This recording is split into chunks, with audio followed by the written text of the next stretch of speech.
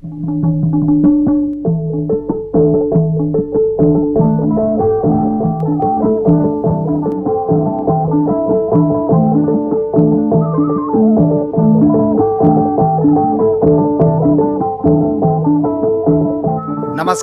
साहित्य संसार कार्यक्रममा हार्दिक स्वागत छ।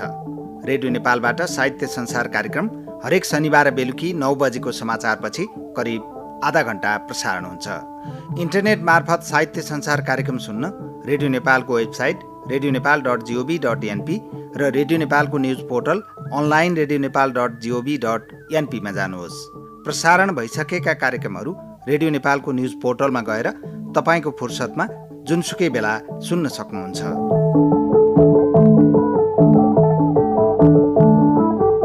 साहित्य संसार कार्यक्रममा आज साहित्यकार नवराज पुडासैनी ज्योत्सनासँगको संवाद सुनाउँछौँ। इतिहासको पानाबाट स्तम्भमा कवि जीवन आचार्यको आदि शीर्षकको कविताको साथमा काशीनाथ मिश्रितले लेख्नुभएको सानो काम शीर्षकको लघुकथा अनि कवि राजवको रुखहरूको विदाई वार्ता, कवि भागीरथी श्रेष्ठको समयको पछ्यौरा र कवि अमर न्यौपानेको दृष्टिकोण र सत्याभास शीर्षकका कविताहरू सुन्नुहुनेछ। हामीलाई सुन्दै रहनुहोला।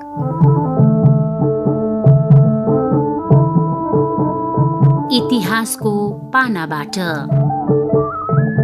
कवि जीवन आचार्यको कविता आधी। आधी आउन लागेको छ, सबै स्तब्ध छन्, कुनै आवाज छैन, ढुङ्गा जस्तै। यति बेला बाघ पनि खरायोसँग सतर्क छ। आधी आउन लागेको छ, सबै स्तब्ध छन्, कुनै आवाज छैन, ढुङ्गा जस्तै। यति बेला बाघ पनि खरायोसँग सतर्क छ। आधी आउन लागेको छ र सबै थर थर कामिरहेका छन्। अग्ला घरका बैठक र बार्दलीहरू जस्तै धरहरा फेरि टुक्रिने डरले कामिरहेछ। मानिसहरूभन्दा अग्लो हुनुको घमण्ड यति बेला पीडामा अनुवाद भइरहेछ र पीडामाथि थप्पड हिर्काउन आधी आउँदैछ। तल धेरै तल जमिनमा मानिसहरू, तल धेरै तल जमिनमा मानिसहरू साउती जस्तै बात मारिरहेका छन्। आधी समय समयमा आउनै पर्छ। यो आधी प्रकृतिको सबभन्दा ठुलो जवाफ हो। अग्ला अग्ला धरहराहरूलाई आधी समय समयमा आउनै पर्छ। यो आधी प्रकृतिको सबभन्दा ठुलो जवाफ हो। अग्ला अग्ला धरहराहरूलाई।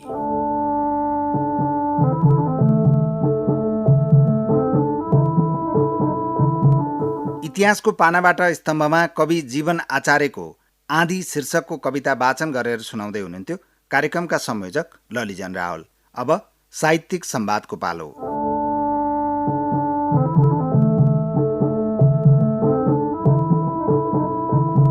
आज साहित्यिक संवादमा हामी संवाद गर्छौं साहित्यकार नवराज पुडासैनी ज्योत्सनासँग।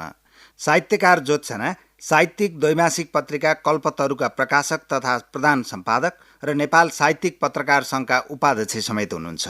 यहाँलाई रेडियो नेपालको साहित्य संसार कार्यक्रममा हार्दिक स्वागत छ। हजुर, धन्यवाद। धेरै कुराकानीको आरम्भमा यहाँको वर्तमान साहित्यिक लेखनबारे थोरै कुरा गरौँ।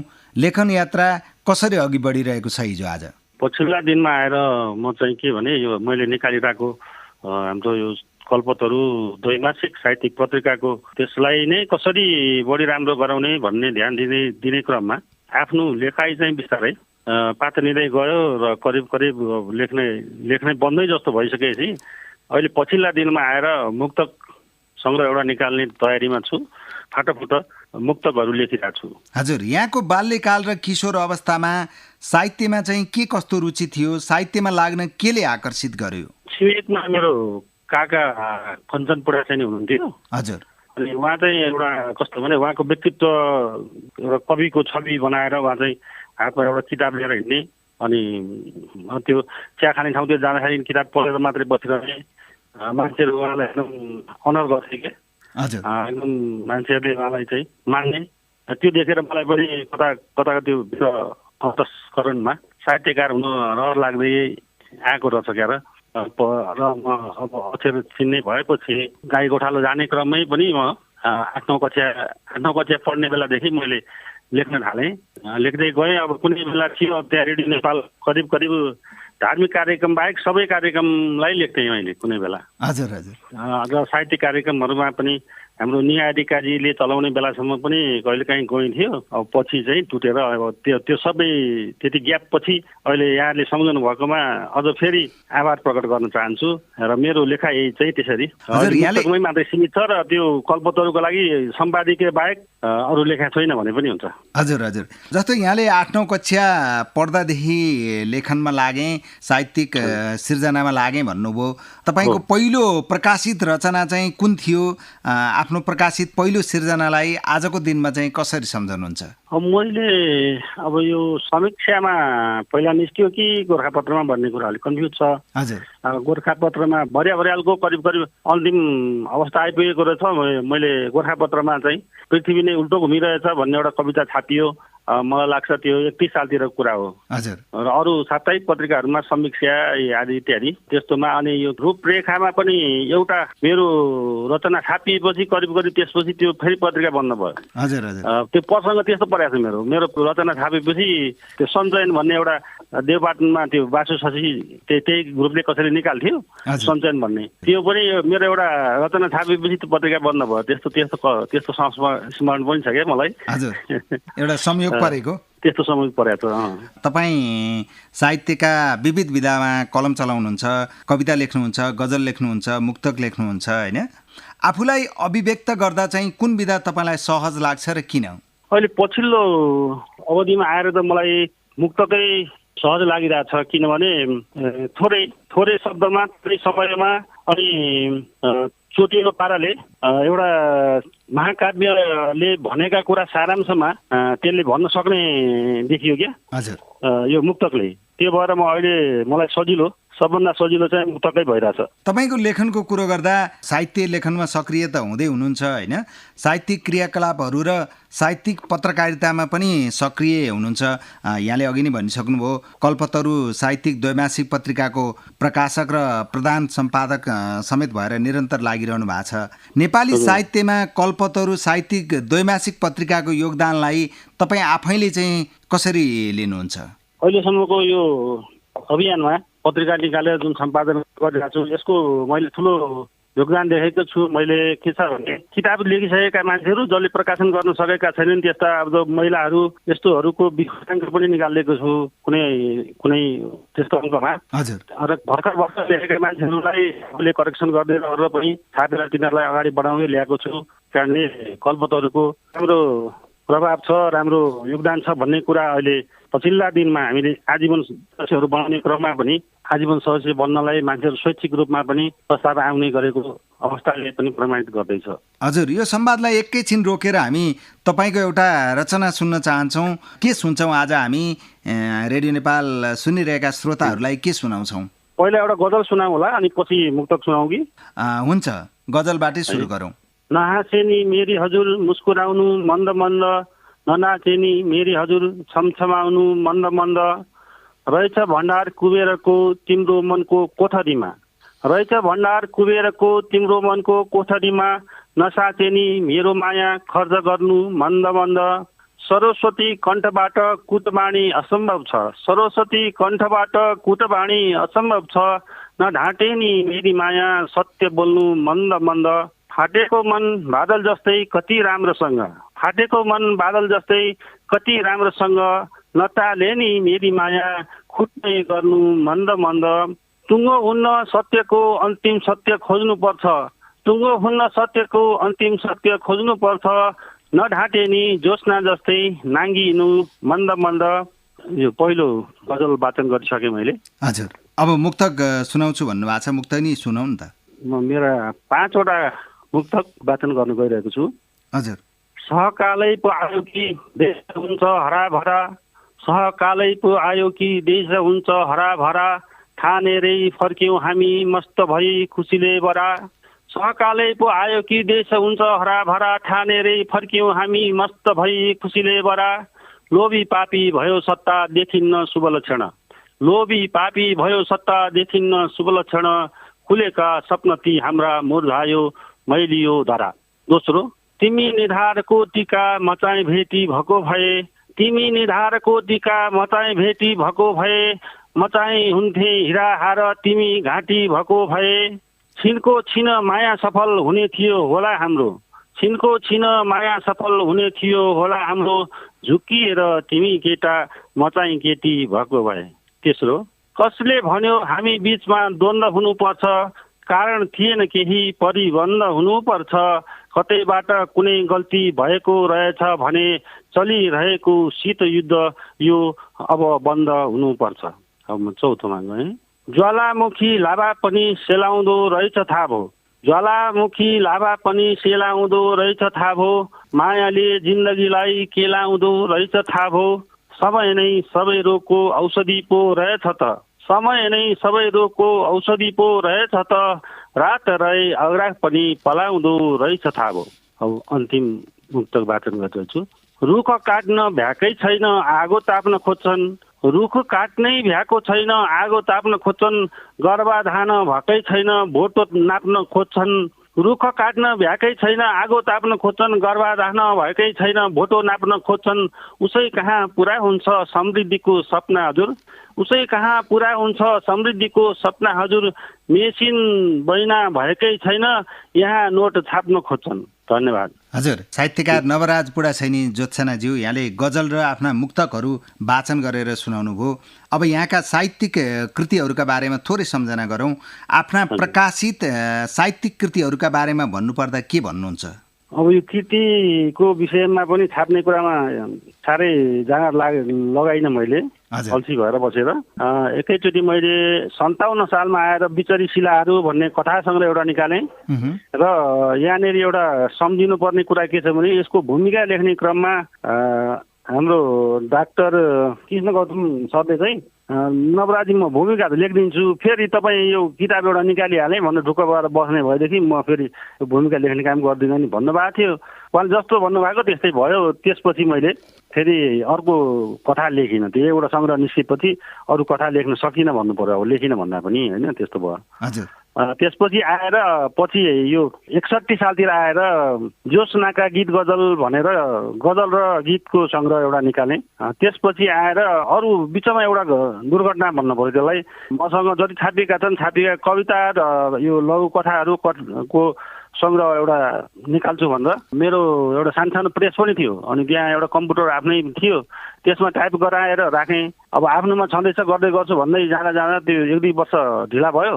हुँदै जाँदाखेरि त्यो कस्तो अवस्था भएछ भने त्यो भाइरस लागेछ कम्प्युटरमा त्यसलाई फेरि पुनर्जीवित गराएर निकाल्नै सकिएन र म फेरि कस्तो एउटा त्यो बानी खराब भने त्यो टाइप गरिसकेपछि त्यो मास्टर कपीहरू च्यातेर टोकरीमा हाल्ने र टोकरीमा र मसँग त्यसको फेरि रेकर्ड केही भएन र अब फेरि त्यो फेरि कहाँ छापिएछ त्यो खोजेर फेरि पुनर्जम्मा गर्ने त्यो मसँग त्यो धैर्यता भएन भन्न पर्यो। अब त्यस्तो भएर मैले निकाल्न सकिनँ। कथा र कविताको सङ्ग्रह निस्किनै सकेन र अहिले आएर पछि मैले चाहिँ यो 1000वटा जति मुक्तक लेखिएछ त्यसलाई छान्ने क्रममा छान्दा ओर्दा 300 जतिको चाहिँ एउटा तयार गरिरहेको छु यो पछिल्ला दिनहरूमा।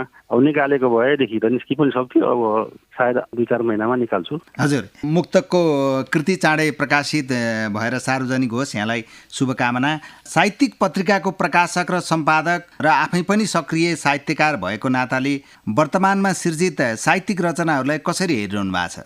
यो सवाल चाहिँ एकदमै सकारात्मक छ यो, किनभने अहिलेको रचनाहरू अहिले साहित्यमा यो अझ भन्नु पर्दाखेरि यो जुन कोभिडले जति नोक्सान पुर्यायो आर्थिक क्षेत्रमा सामाजिक क्षेत्रमा त्योभन्दा चाहिँ साहित्यलाई चाहिँ यसले सघाउ पुर्यायो भन्ने ठानेछु मैले।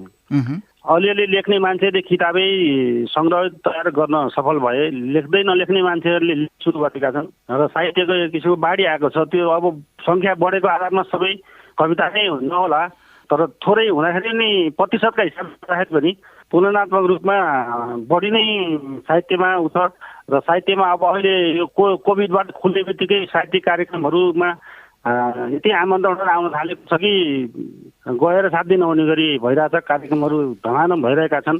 त्यस कारणले साहित्यले अहिलेको साहित्यले आजको युगलाई बोलेको छ, आजको समस्याहरूलाई उठाएको छ। त्यो हरेक साहित्यले गर्नुपर्ने पनि त्यही हो र गरेको पनि छ भन्ने लाग्छ मलाई। अब यहाँको कुरो गर्दा यहाँले अघि सुरुमै भन्नुभएको थियो 8-9 कक्षा पढ्दादेखि म सिर्जनामा लागेँ भनेर भन्नुभयो होइन, लामो समय सिर्जनामा लाग्नुभयो, त्यसपछि साहित्यिक सम्पादन र प्रकाशनमा पनि संलग्न भइरहनु भएको छ। आफ्नो लामो साहित्यिक यात्राबाट चाहिँ तपाईँ कतिको सन्तुष्ट हुनुहुन्छ? म सन्तुष्ट छु। म सन्तुष्ट किन छु भने मलाई अब यो कसैले लेख भनेर लेखे पनि होइन, कसैले नलेख भनेर नलेखाइ नि होइन, अब मन लाग्दाखेरि लेखेँ। अब कस्तो अवस्थामा लेखेँ भने जुन कुराले असाध्यै मनमा लेख्दाखेरि पनि असाध्यै मनमा त्यो बिजाउँछ नि, त्यसले त्यो मनमा गर्भाधान भएर त्यो प्रसव पीडा भएर अनि मात्रै जन्मने क्या त्यो सिर्जनाहरू। त्यस्तो भएपछि मात्रै लेख्ने हो मेरो पनि पहिला पनि चलन।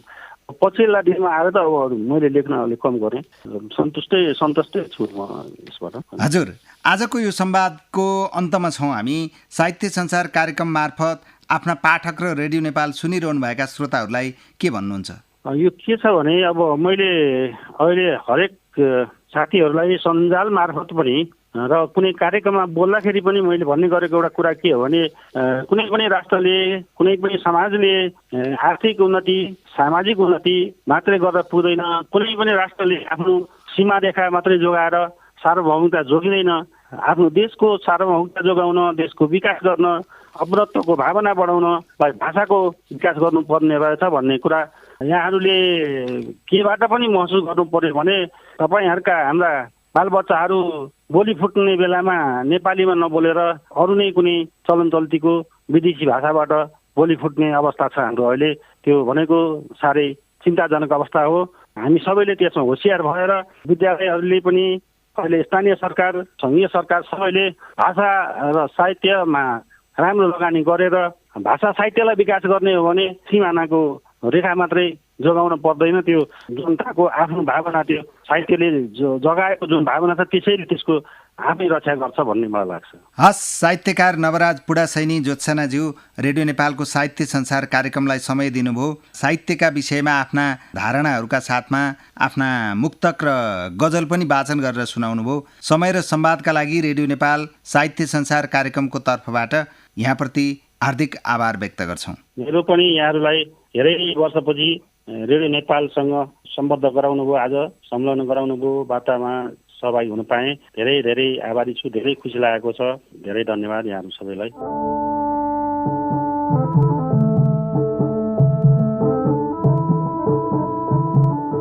साहित्य संसार कार्यक्रम सुन्दै हुनुहुन्छ। साहित्यकार नवराज पुडासैनी ज्योत्सनासँग संवाद गर्दै थियौँ हामी। अब एउटा लघु कथा सुनाउँछौँ। कथाको शीर्षक सानो काम। लेखक हुनुहुन्छ काशीनाथ मिश्रित र कथा वाचन गरेर सुनाउँदै हुनुहुन्छ सहकर्मी रिता तिमल सिन्हा। विद्यालयको भवन निर्माण कार्य तीव्र रूपमा चलिरहेको थियो। जेठको महिना, टन्टलापुर घाम। कर्मीहरू पसिना काट्दै काममा जुटिरहेका थिए। बालुवा चाल्ने मजदुर नआउनाले त्यस दिन काममा अवरोध भइरहेको कुरा प्रधानाध्यापकलाई बिझाइरहेको थियो। प्रधानाध्यापक आफै गएर बालुवा चाल्न थाले। एउटा लुङ्गी र टी सर्टको पहिरनमा सावेलले जालीमा बालुवा फ्याँक्दै पसिना पुस्दै उनी काममा तल्लीन थिए। ओ दाइ, यो स्कुलका प्रिन्सिपल कहाँ हुनुहुन्छ? भर्खर गेटबाट छिरेका दुईजना सुकिला मुकिला तन्नेरीहरू मध्ये एउटाले सोध्यो। किन? के काम थियो र? भन्नुस् न। उनले काम रोकेर आगन्तुकपट्टि फर्किँदै भने, तपाईसित भन्ने काम होइन, हामीले चिफसित कुरा गर्नु छ। एउटा सानो काम हो, भन्नुस् न हेड सर कता हुनुहुन्छ? अर्कोले अलिक रुखो स्वरमा भन्यो। के कति सानो काम होला यहाँहरूको, भन्नुस् न, मै हुँ हेड सर।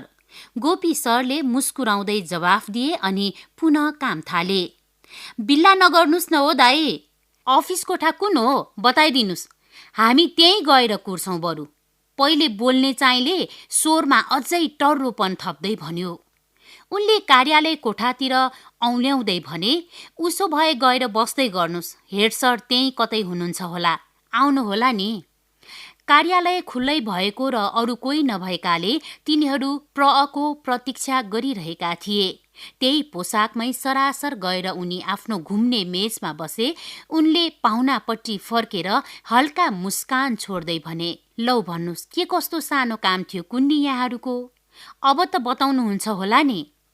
भर्खर बालुवा चालेको मान्छे आएर कुर्सीमा बसेको देख्दा उनीहरू छाँगाबाट खसे झैं भए। उनीहरूले सोझै गोपी सरलाई हेर्न सकेनन्।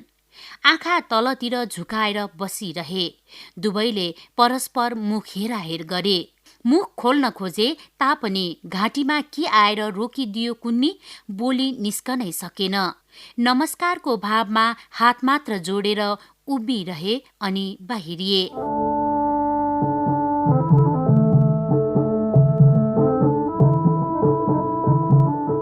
सानो काम शीर्षकको काशीनाथ मिश्रितले लेख्नुभएको लघुकथा वाचन गरेर सुनाउँदै हुनुहुन्थ्यो सहकर्मी रिता तिमल सिन्हा। अब केही कविताहरू सुनौं। सर्वप्रथम कवि राजवको कविता। रुखहरूको विदाई वार्ता। उनीहरू रुख थिए, 1, 2, 3 असंख्य बलिरहेका थिए। बस्तीमा हाहाकार थियो, जंगल बलिरहेको थियो। विदाई वार्तामा थिए रुखहरू, भन्दै थिए अब चराहरू कहाँ बस्ने हुन्। तिनका ससाना पखेटाहरू, मसिना खुट्टाहरूको कुन्नी के हाल भयो। ती कतै सुरक्षित उड्न पाए कि पाएनन्। रुखहरू ढाडसम्म डढिसकेका थिए। चराहरूको चिन्ता गर्दै भन्दै थिए तिनले गुण कहाँ लाउने हुन्, चारो कहाँ खोज्ने हुन्। कतै सुस्ताउने ठाउँ र पानीको कुवा भेटेनन्। आकाश मास्तिर वायु बीच फैलिएका तिनका हाँगाहरूमा बसेका सब चराहरू जंगलमा बल्न थालेका एक एक रुखहरू छोडेर उडेको घन्टौं भयो। तर रुखहरू अझै चराहरूको, तिनका बचेराहरूको चिन्तामा बल्दै थिए। रुखहरू सायद घरभित्र चुलोमा आगो फुकिरहेकी आमाका अवतार हुन् वा कुनै देवी। रुखहरू बल्दै भन्दै थिए हाम्रो खरानीबाट अब अक्सिजन निस्कन सक्दैन। चराहरू अब कहाँ कस्तो सास फेर्ने हुन्। अब हामी फूलको लागि जिउँदो हुँदैनौँ। माहुरीहरू मह केबाट पार्ने हुन्।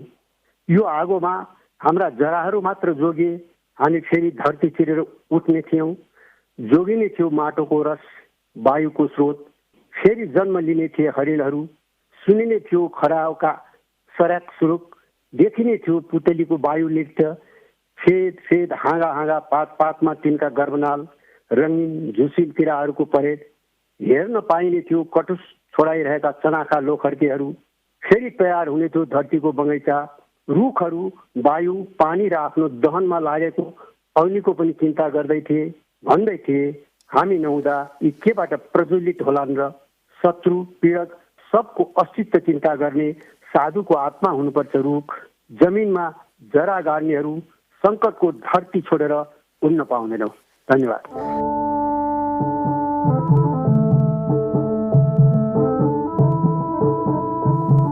रुखहरूको विदाई वार्ता शीर्षकको आफ्नो कविता वाचन गर्दै हुनुहुन्थ्यो कवि राजव।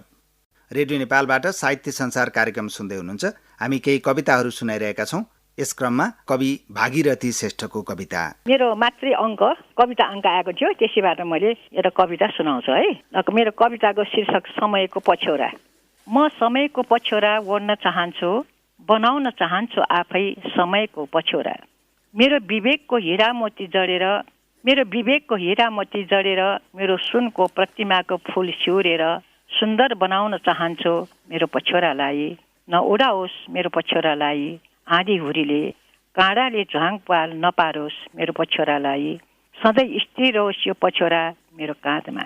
मेरो समयको पछ्यौराको किनारालाई सिउनेछु बलियोसँग, जाँगर प्रेम र युगको सियोले।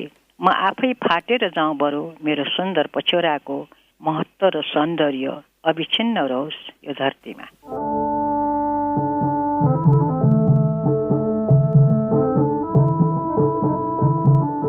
समयको पछ्यौरा शीर्षकको आफ्नो कविता वाचन गरेर सुनाउँदै हुनुहुन्थ्यो कवि भागीरथी श्रेष्ठ। अब आजको लागि साहित्य संसार कार्यक्रमको अन्तिम सामग्रीको रूपमा कवि अमर न्यौपानेको कविता।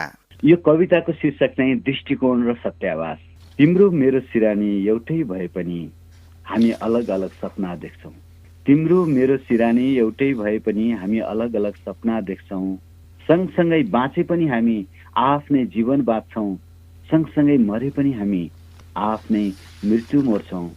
तिम्रो मेरो हिँड्ने बाटो एउटै भए पनि हामी आफ्नै गन्तव्य हिँड्छौँ। तिम्रो मेरो सिरानी एउटै भए पनि हामी अलग अलग सपना देख्छौँ। सँगसँगै हाँसे पनि हामी आफ्नै सुख हाँस्छौँ। सँगसँगै हाँसे पनि हामी आफ्नै सुख हाँस्छौँ, सँगसँगै रोए पनि हामी आफ्नै दुःख रुन्छौँ। तिम्रो मेरो उभिने धरती एउटै भए पनि हामी आफ्नै आयतनमा उभिन्छौँ। तिम्रो मेरो सिरानी एउटै भए पनि हामी अलग अलग सपना देख्छौँ। सँगसँगै बसे पनि हामी आफ्नै आयतनमा बस्छौँ। एउटै विषयमा पनि हामी आफ्नै विचार बोल्छौँ। तिम्रो मेरो हेर्ने ऐना एउटै भए पनि हामी आफ्नै अनुहार हेर्छौँ। तिम्रो मेरो सिरानी एउटै भए पनि हामी अलग अलग सपना देख्छौँ। हस्, धन्यवाद।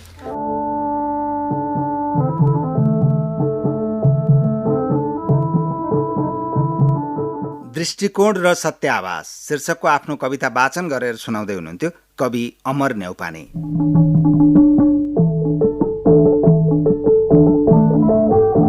आजको साहित्य संसार कार्यक्रममा साहित्यकार नवराज पुडासैनी ज्योत्सनासँगको संवाद सुन्नुभयो।